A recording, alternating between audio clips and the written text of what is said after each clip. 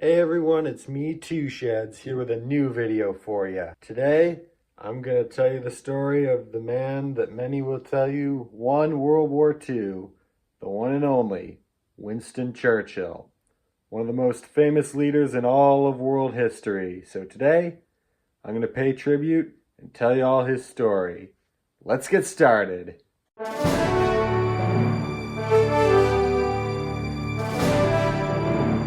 So Winston Churchill was born in Oxfordshire, England on November 30th, 1874 to Lord Randolph and Lady Jeanette Churchill.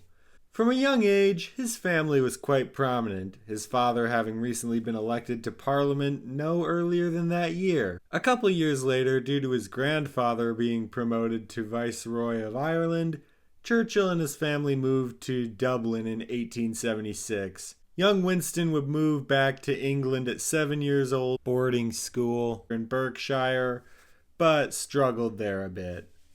Luckily, in 1884, he transferred to Stoke Brunswick School, where his academics improved quite a bit.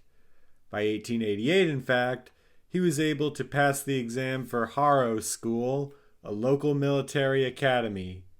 After spending the rest of his academic life there, he was finally able to see the world in the army.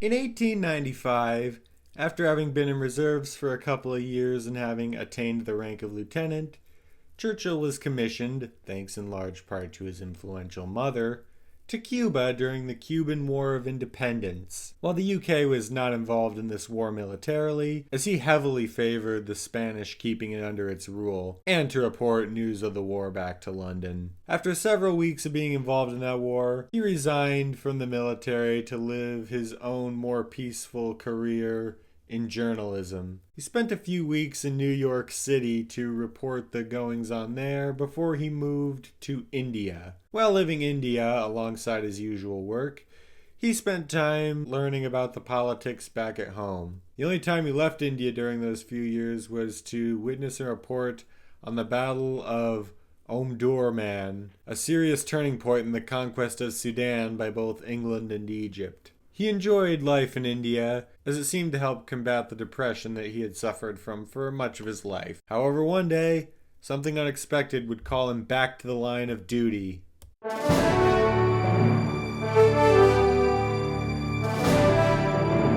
In October of 1899, the Second Boer War broke out, and Churchill, despite now gaining enough traction to consider a run for Parliament, decided to rejoin the military. He was one of the first British soldiers to enter what we now know as South Africa.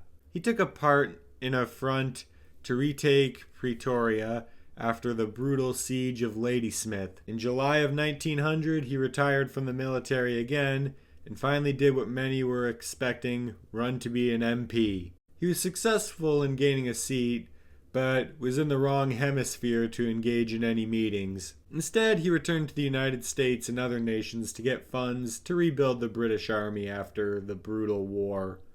He even got to meet then President William McKinley and soon-to-be Vice President and President Theodore Roosevelt, the latter of whom supposedly didn't care much for him. After acquiring sufficient funds from lectures on the war in various nations, he finally returned to England to go to his governing work.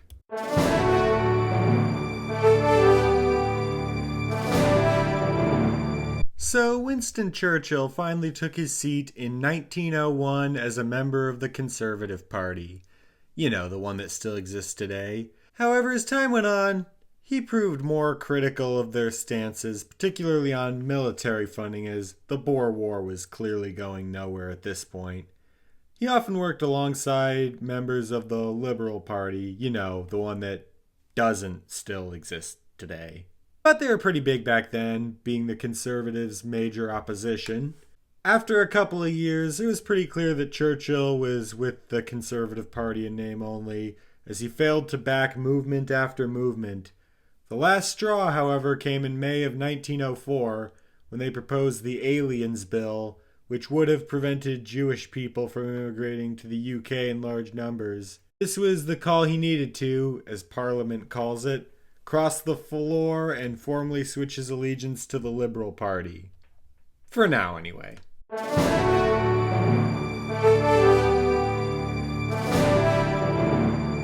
Now that he was with the new party, Churchill, alongside other popular statesmen of the time, let his policies show.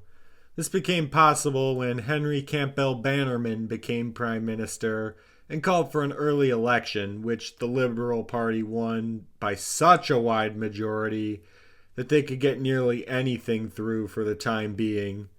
Churchill was placed as Under-Secretary of State, a position which he had vied for often in the old party.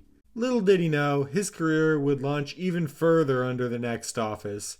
Prime Minister Campbell Bannerman, as it turned out, would contract a terminal disease and was forced to resign not a few weeks before his death. Chancellor H. Asquith replaced him and appointed Churchill President of the Board of Trade, a cabinet-level position. However, Churchill ended up finding something nice for himself outside of Parliament as well.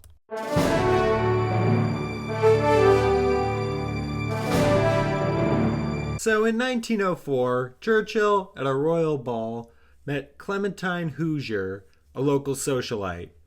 While they didn't keep much communication at first, by 1908, they were comfortable enough together to start dating. 5 months later, Churchill proposed marriage, which she gladly accepted.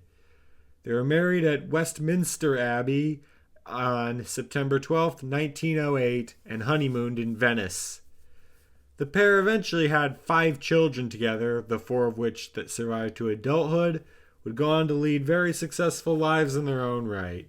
And, as it turned out, having a family to go home to and enjoy seemed to help Churchill perform better and better in his position, and soon he was moved even higher up the ladder.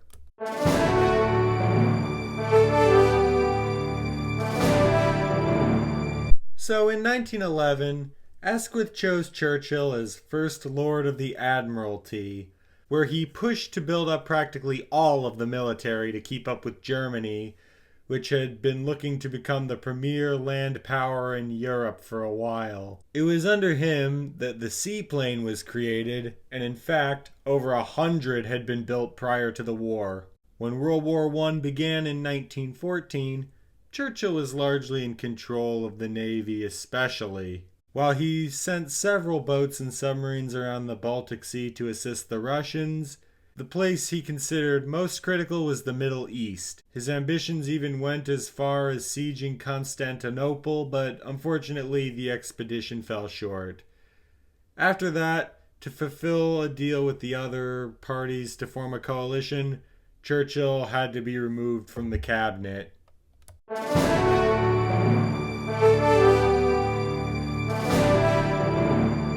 Not to be easily discouraged after being removed, Churchill, now in his 40s and a sitting member of Parliament, returned to the front lines and joined a force on the Western Front. By early 1916, he had been promoted to lieutenant colonel and was assigned a battalion. Churchill and his soldiers, however, faced continuous bombings from the Germans. At one point that May, nearly being hit by shrapnel himself. After that close call, he, understandably, asked to stand down from that command. After making his grand return to the House of Commons, he argued for more upgrades towards his battalion in particular, but his beggings fell on deaf ears as pro-conservative party media outlets continued to blame him for what had happened in the Middle East. There was, however, one powerful man who was able to hear him out.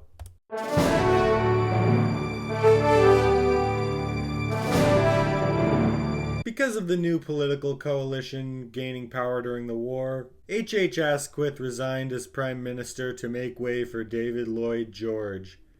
George created a new cabinet position called the Minister of Munitions and chose Churchill to fill it in July of 1917. He persuaded various factories, many of which were subject to workers' strikes, to get back to work as the war was at a critical point. He was also one of the most influential people in the cabinet, speaking out for women's rights, even pushing for their right to vote once the war was over, which ended up passing in February of 1918. By that November, World War I was over, and while the Minister of Munitions office was abolished shortly thereafter, he was appointed to the Secretary of State for War office instead.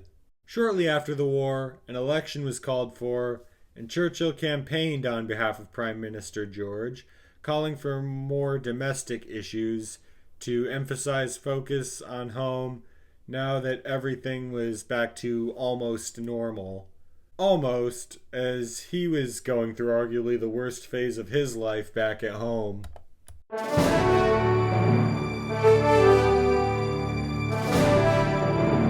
Unfortunately, the early 1920s were probably the worst part of Churchill's life overall. It all started in June of 1921 when his mother Jeanette, who, after having been estranged with him for his younger years, he had finally reconnected with, died very suddenly. Not long after that, worse yet, his 2-year-old daughter Marigold died after a long battle with sepsis. Politically, things also turned for the worse, as the 1922 election was where the Liberal Party really started to collapse. It would not get better. Churchill was stuck recovering from an appendectomy and was unable to campaign. Possibly as a result of this, despite having been in the cabinet, Churchill was voted out of his own seat, being the first time since 1901 that he was out of office. He spent the next couple of years in Cannes as his health recovered. By March of 1924, he had recovered enough to make a solid campaign for a new seat. However, he saw the writing on the wall with the decline of the Liberal Party, and since he hated the Labour Party even more, he decided to swallow his pride and walk back to the doorstep of the Conservative Party, and, surprisingly, they welcomed him back with open arms. They found him a new seat, and in that election that October, he rode a huge Conservative wave back into office.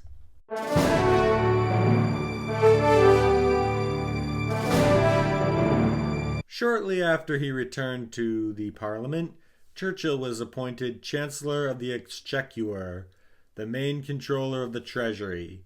By 1925, he had restored the gold standard at the behest of the party, which, while it curbed inflation quite a bit, it is said to have caused a rise in unemployment, particularly in the hard labor industries. The following year, a strike occurred to protest these economic policies. However, conveniently, a newspaper came in reassuring people of better times. Gee, that was a lifesaver. I wonder who put that together. Oh. Guess that journalism career paid off after all, huh? Churchill's stint as Chancellor of the Exchequer came to an end in 1929 when the Labour Party ousted the government and fired him. Churchill was naturally disappointed by this, but kept moving forward, already campaigning for a Conservative comeback the moment they were ousted. He was put in now former Prime Minister Baldwin's shadow cabinet, but in early 1931 he resigned due to a pretty extreme disagreement. You see, many in the shadow cabinet believed that India, at the time a territory controlled by the UK, should be given Dominion status. Churchill's views, particularly on race, however, were, shall we say, of their time. They weren't quite Woodrow Wilson levels out there, but he was strongly opposed to letting them rule and potentially even have full independence, something he could hardly conceive of with his worldview. Sadly, his unique view cost him a cabinet position when the Conservatives regained control in October, but he had bigger problems soon after.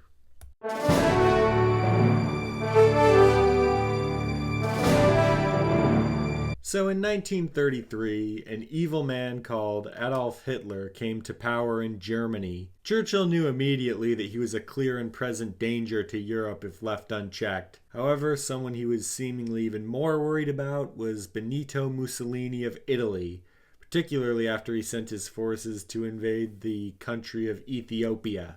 They never got Ethiopia. Churchill knew that getting the country united to oppose this threat was a necessity. He demonstrated this by being one of the first in Parliament to pledge loyalty to King George VI after an abdication crisis that left the nation sharply divided. The two of them would have actually a pretty strong working relationship for the next 16 years. Things got off to a pretty slow start on the foreign front because of a certain someone getting to power.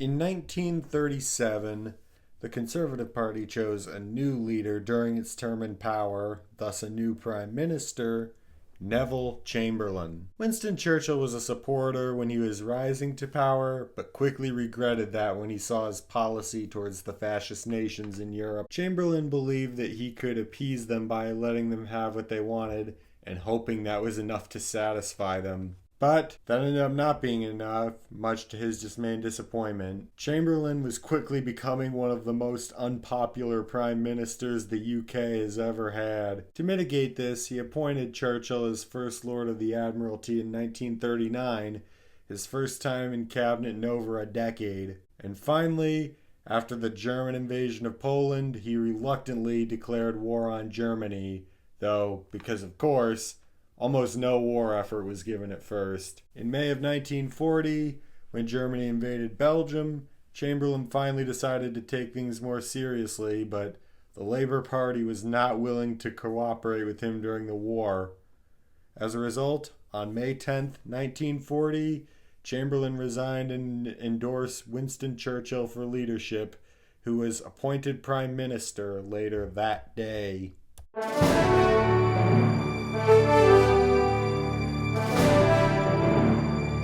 So both parties were generally not thrilled with Winston Churchill becoming Prime Minister, but hey, at least that Chamberlain guy wasn't handling things anymore, and was also dead pretty soon after. Despite this, however, he was quickly able to get both parties onto the cabinet and create a pretty effective system. Germany began to bomb London shortly after his appointment, but under his strong leadership and rousing speeches over the radio, he was able to encourage soldiers of all the Allied nations to fight on. While the United States was not involved with what is now known as World War II from the start, Churchill was close friends with President Franklin Roosevelt and was able to get him to agree to a Lend-Lease deal, which provided important materials to the Allies throughout the war. However, things would quickly get more involved from my side of the pond pretty soon.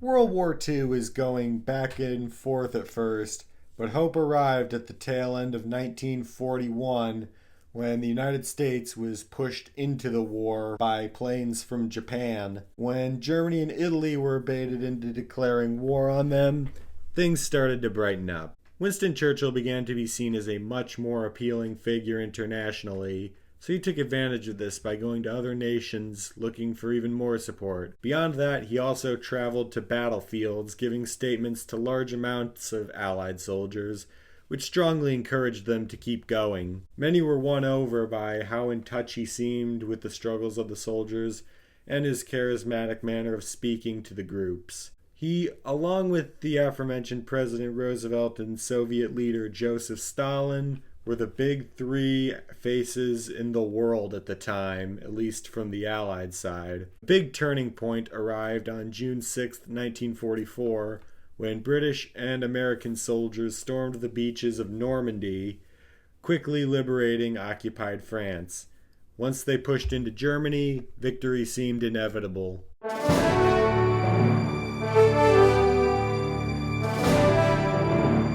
After pushing into Germany by early 1945, everyone in the world could see that the Allies had the war in the bag. Germany surrendered on May 7th, 1945, and the following day, all England celebrated VE Day, which Churchill was of course the big star of. Large crowds gathered all through London to cheer their warhorse on. This was the most celebrated Churchill had ever been in his whole life. After things finally calmed down, Churchill and his allies began to decide how to handle occupied Germany at the Potsdam Conference. However, When weapons of mass destruction were mentioned, Stalin suddenly became a bit more sus, but that's for later. For now, when arriving home, Churchill dissolved the wartime cabinet in preparation for the next election, the first in 10 years due to a delay from the war.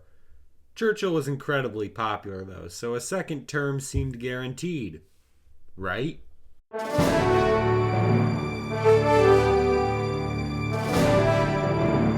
While Churchill had campaigned on behalf of several Conservative Party candidates before, the election of 1945 was the first where he was running for Prime Minister. His opponent from the Labour Party was one of his biggest allies in the war, Clement Attlee. Churchill had the popularity and accomplishment advantage, but many voters were swayed by Attlee's promises to return the UK to normal, shouting, "Let us face the future." Possible swayers of vote were the dying Liberal Party's Archibald Sinclair and the National Liberal Party's Ernest Brown. Things seemed like they were headed for a competitive election, with both parties sure they had it in the bag. But when votes were cast on July 5th, 1945, Churchill was absolutely crushed. Clement Attlee won a total of 393 seats and 49.7% of the popular vote, shortly thereafter succeeding Churchill as Prime Minister. Winston Churchill finished a distant second, winning 197 seats and only 36.2% of the popular vote. Archibald Sinclair finished third, winning 12 seats and 9% of the popular vote, being a rare party leader to even lose his own seat. However, even his party topped Ernest Brown's 11 seats and 2.9% of the popular vote. Those 11 seats just ended up joining the Conservative Party after that. Many were shocked, as this was the first Labour victory in over a decade, and against a popular wartime leader no less. Churchill left the Prime Minister's seat on July 26th and took the new position as leader of the opposition.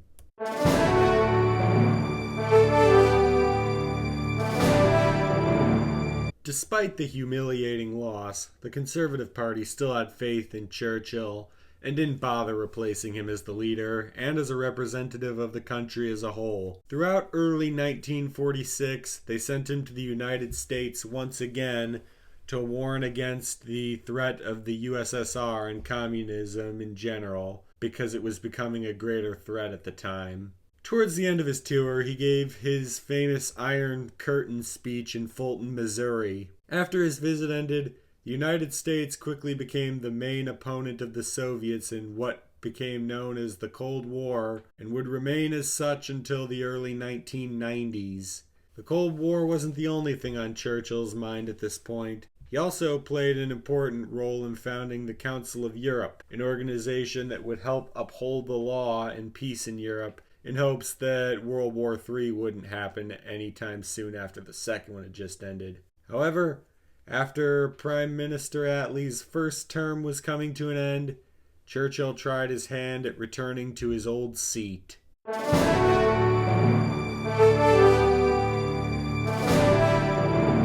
The election of 1950 was, as most were expecting, essentially a rematch between the Labour Party's Prime Minister Clement Attlee and the Conservative Party's former Prime Minister Winston Churchill. Not entirely, however, as the Liberal Party tried their hand again with their newfound leader, Clement Davies, to see if they could at least outdo what happened last time. The main issue of the day was rationing of petrol. It makes cars go. After the war, it became much harder to come by and was becoming much more valuable by this point. So it was deemed unnecessary by many to continue rationing, such as by Churchill, who planned to phase it out after taking office. Votes were cast on February 23rd, 1950, and while it was closer than last time, Clement Attlee once again came out on top, winning 315 seats and 46.1% of the popular vote. Churchill once again finished second, winning 298 seats and 43.4% of the popular vote, indicating that things at least slid a bit further back into the Conservatives' direction. Clement Davies finished third, receiving only 9 seats and 9.1% of the popular vote. Churchill stayed in his opposition seat, or at least he would have, had not a stroke of luck come his way soon after.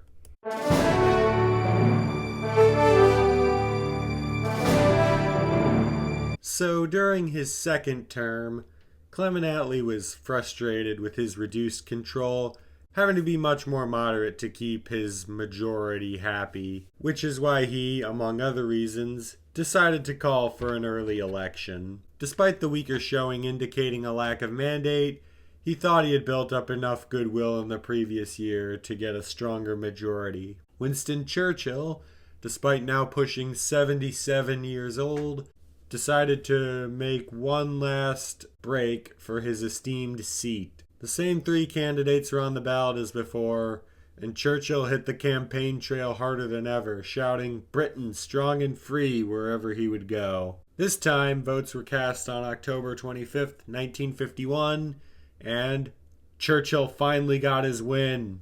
He pushed ahead with 321 seats and 48% of the popular vote, his best showing yet, and returned to the Prime Minister's seat the next day. Clement Attlee came in second this time, winning 295 seats and 48.8% of the popular vote, meaning Churchill actually lost the popular vote but won the right seats in his favor. Clement Davies came in third, winning this time only 6 seats and 2.5% of the popular vote.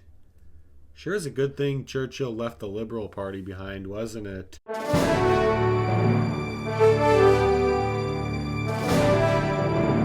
Winston Churchill's second term as Prime Minister was largely defined by his foreign policy. He had a strong partnership with America as recent allies during the war, but he and President Truman struggled to keep the Cold War under control. Soviets were becoming particularly aggressive in Korea, but Churchill knew that control of the Middle East was essential for the UK. Luckily, Truman had his back with the Soviets, but still, the situation in the Middle East remained tense, especially with General Nasser's Egyptian revolution ongoing. Things suddenly shifted with his allies and enemies in 1953 when Dwight Eisenhower succeeded Truman as president and Joseph Stalin died suddenly. Churchill wanted to host a conference, but the Soviets refused to join, so the two of them were dead out of luck. Churchill even more so, as age was starting to finally catch up with him.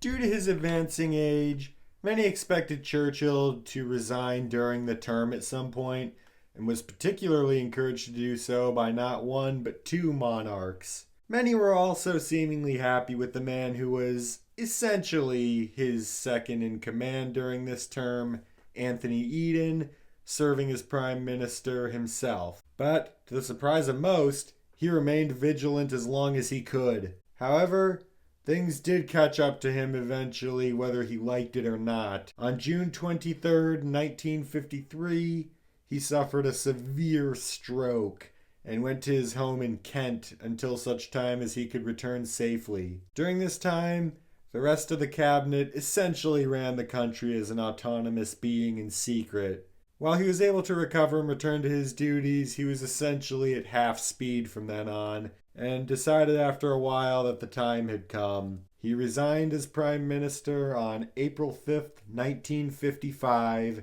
and was succeeded by the aforementioned Anthony Eden.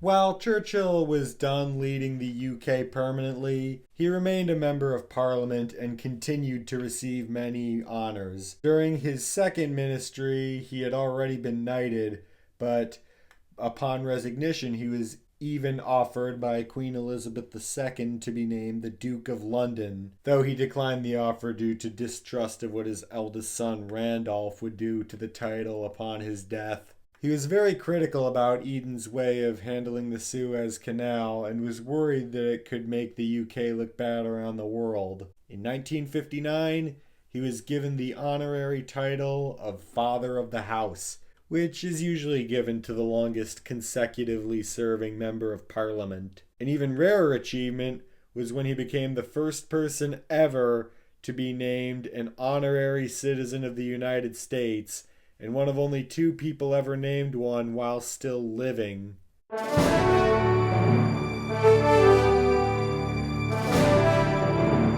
On November 30th, 1964, Churchill became the first person to ever serve as Prime Minister to live to the age of 90, though just prior to that, he decided to stand down as a member of Parliament completely and live out his final days in seclusion. He suffered another stroke in early 1965 and succumbed to it on his death on January 24th, sending the UK into national mourning. He was one of only 3 prime ministers, and very few subjects in general for that matter, to receive a state funeral, and the last person to receive one for over half a century. He was finally interred at St. Martin's Church in Blaydon after lying in state for 3 days.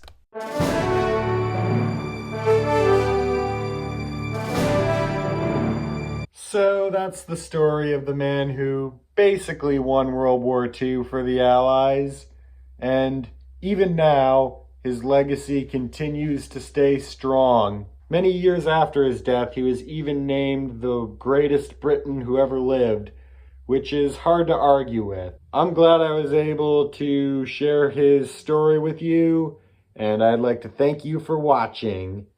This has been Two Sheds. Till next time.